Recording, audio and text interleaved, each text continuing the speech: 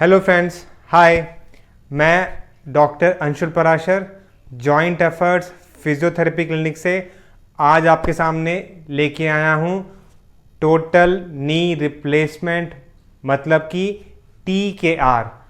घुटना बदलने के बाद जो एक्सरसाइज करी जाती हैं उसका फेज़ 3 में करने वाली एक्सरसाइजेस। आज हम देखेंगे कि जब आपका ऑपरेशन होता है नी रिप्लेसमेंट का, आपका घुटना बदला जाता है, तो आप किस किस तरह की एक्सरसाइज, कौन कौन सी एक्सरसाइज हैं, दिन में कितनी बार करनी है, एक दफ़े में आपको कितनी बार करनी है, इन सभी बातों के बारे में आज हम आपको अपनी इस वीडियो में बताएंगे, जो कि TKR का फेज़ 3 का वीडियो है।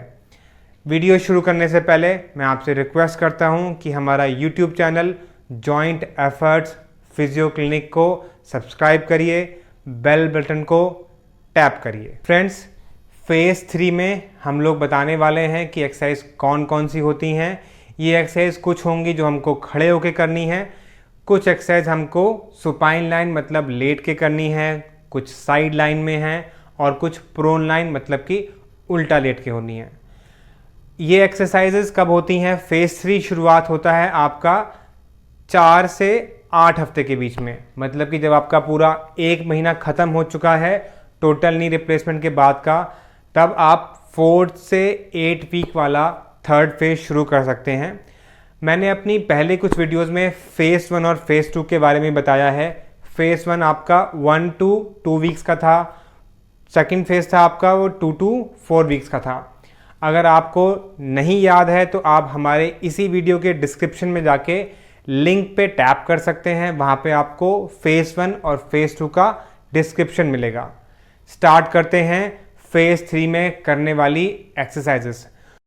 प्रोन नी बेंडिंग पहली एक्सरसाइज है जो हम फेज़ 3 में स्टार्ट करते हैं, क्योंकि फेज़ 3 की प्रायोरिटी होती है कि हमारा नी तकरीबन 100 से 110 डिग्री बेंड हो जाना चाहिए।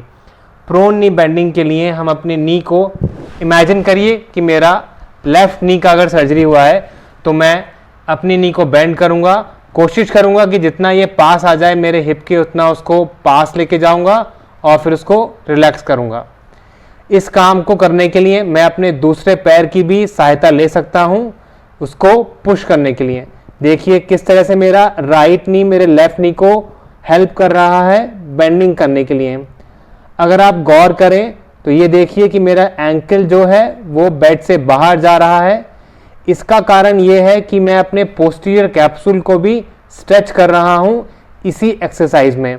अगर किसी पेशेंट को फिक्स फ्लेक्शन डिफॉर्मिटी है, FFD जिसको बोलते हैं, ये प्रोन नी बेंडिंग और पैर को बाहर ले जाने का प्रोसेस उसमें काफ़ी हद तक हेल्प करता है। फेज़ 3 में करने वाली दूसरी एक्सरसाइज का नाम है साइड लाइन में लेट के स्ट्रेट लेग रेज, मतलब साइड SLR। आप देखिए मेरे पोस्चर को, ऊपर का ट्रंक एकदम स्टेबल है, मैंने अपने हिप को आगे की तरफ पुल करके रखा है, नीचे वाला नी मेरा बेंड है, ऊपर वाले लेग को जिसकी सर्जरी हुई है, जहाँ पे नी रिप्लेसमेंट है, इसको आपको एकदम सीधा रखते हुए ऊपर उठाना है। आपका एंकल आपकी तरफ खिंचा रहेगा, आपको इसको होल्ड करना है। 5 4 3 2 1, उसके बाद आप नीचे लेके जाएंगे। इस एक्सरसाइज को आप 10 बार रिपीट कर सकते हैं। फेज़ 3 में करने वाली तीसरी एक्सरसाइज, जिसके लिए हमको स्टैंडिंग पोजीशन में आना पड़ेगा, उसका नाम है फॉरवर्ड लंज। आप अगर दोनों नी का ऑपरेशन हुआ है तो ये सारी एक्सरसाइज जो मैंने फेज़ 1, फेज़ 2, फेज़ 3 में बता रहा हूँ, दोनों ही पैरों के साथ करनी है। स्टैंडिंग में अगर आप फॉरवर्ड लंज करते हैं तो आपने ऑपरेशन वाले पैर को आगे लेके आइए और नी बेंड करिए। आपको नी को ऊपर लेके जाना है, आगे करिए और ऊपर करिए। आपको मेरे पैरों का मूवमेंट पे ध्यान दीजिए कि मेरा जो नी है वो मेरे ग्रेट टो से आगे नहीं जा रहा है और वापसी में ऊपर आता है। पीछे वाले पैर का मूवमेंट पे ध्यान दीजिए, वहाँ पे मूवमेंट सिर्फ एंकल पे होता है और कहीं नहीं होता है। पीछे वाला पैर पूरा सीधा रहता है, आगे वाला नी हल्का बेंड करता है। ग्रेट टो से आगे नहीं जाना है आपको और ऊपर आना है।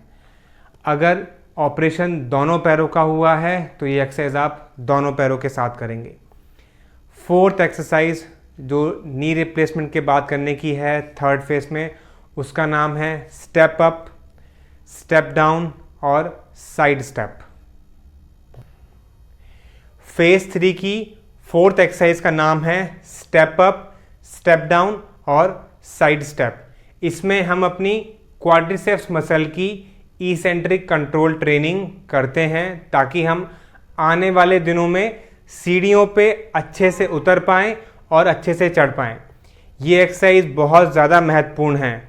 हमारे पास बहुत सारे पेशेंट आते हैं जो ये बात बोलते हैं कि हम टोटल नी रिप्लेसमेंट के बाद में सीढ़ियाँ पे अच्छे से नहीं चढ़ पा रहे हैं, उतरना उससे ज़्यादा मुश्किल हो गया है। वो समझते हैं कि उनका ऑपरेशन ख़राब है। वो ख़राब नहीं है दोस्तों, आपकी क्वाड्रिसेप मसल की कमजोरी की वजह से होता है। ये बहुत ही ज़्यादा महत्वपूर्ण एक्सरसाइज है। सीखते हैं स्टेप अप कैसे करते हैं। आप देखिए, अगर मेरा लेफ़्ट नी का ऑपरेशन हुआ है तो इसको ऊपर रख के मैं दूसरे पैर को ऊपर लेके आऊँगा। 1 2 1 2 1 2, ये होता है स्टेप अप। तो नेक्स्ट एक्सरसाइज जो मैं करने वाला हूं उसका नाम है स्टेप डाउन। लेफ्ट नी का ऑपरेशन है, आप राइट नी को नीचे रखिए और ऊपर जाइए। 1 2 1 2 1 2, इसको बोलते हैं स्टेप डाउन। ये आप अगर दोनों नी का ऑपरेशन है जिसको बाइलेटरल टोटल नी रिप्लेसमेंट बोलते हैं तब दोनों पैरों के साथ करिए। तीसरी एक्सरसाइज का नाम है side step down. Last exercise जो हमारे स्टेपर के ऊपर खड़े होकर करने वाली है lateral step down, side step down. अगर आपका लेफ्ट नी का ऑपरेशन हुआ है तो आप साइड में जाइए, ऊपर आइए, साइड में जाइए, ऊपर आइए, साइड में जाइए, ऊपर आइए। इन सभी एक्सरसाइज से हम अपनी क्वाड्रिसेप्स मसल को स्ट्रॉन्ग करते हैं। नेक्स्ट एक्सरसाइज जो फेज 3 की है उसका नाम है single leg stand. Single leg stand में मुझे किसी एक चीज़ का सहारा लेना पड़ेगा। अपने पास में एक टेबल के ऊपर हाथ रख के जिस पैर का ऑपरेशन हुआ है उसको नीचे और दूसरा पैर ऊपर। इमेजिन करिए कि अगर मेरे राइट नी का ऑपरेशन हुआ है तो लेफ़्ट नी ऊपर, इसको होल्ड करिए। 10 9 8 7। नेक्स्ट एक्सरसाइज फेज 3 में होने वाली का नाम है सिंगल लेग स्टैंड। इस एक्सरसाइज में जिस पैर की सर्जरी हुई है वो ज़मीन पे रहेगा और दूसरा वाला पैर ऊपर रहेगा। अगर आपका दोनों घुटनों का ऑपरेशन है तो आप बारी बारी से एक बार लेफ़्ट लेग का करेंगे, एक बार राइट लेग का करेंगे। एक पैर ज़मीन पे रहेगा, दूसरा पैर ऊपर रहेगा और ऐसे ही वाइसा वर्सा। देखिए, अगर आप राइट पैर का ऑपरेशन कराया है आपने तो लेफ़्ट नी को ऊपर रखिए, हिप और नी 90 डिग्री पे होल्ड करिए।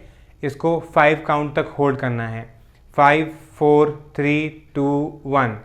Similarly with the right leg, 1 2 3 4 5. Change 5 4 3 2 1. 1 2 3 4 5। इसी एक्सरसाइज में अपने हिप रोटेटर्स को स्ट्रॉन्ग करने के लिए और थोड़ा सा पर्टुबेशन, सेल्फ पर्टुबेशन डालने के लिए, मैंने नोटिस किया आपने कि मैंने बोला है सेल्फ पर्टुबेशन डालने के लिए आप अपने हिप को रोटेट भी कर सकते हैं विद सपोर्ट। जैसे यहाँ पे हाथ रख के जब आपने एक पैर को ऊपर उठाया तो आप अपने हिप को पीछे आगे रोटेट कर सकते हैं। इससे आपके प्रोप्रिसेप्टर्स मसल्स को ट्रेनिंग मिलती है ताकि अगर आप नी रिप्लेसमेंट के बाद में किसी ऐसे सरफेस पे चलते हैं जो कि अनइवन है, ऊबड़ खाबड़ सरफेस है, समतल नहीं है, वहाँ पे आपकी गिरने की प्रोबेबिलिटी कम रहती है। थर्ड फेज़ की अगली एक्सरसाइज का नाम है वॉल स्लाइड्स। इसमें मैं दीवार का सपोर्ट लेके खड़ा हो जाऊंगा, हल्का सा मिनी स्क्वाट करूंगा वॉल के सपोर्ट में। देखिए,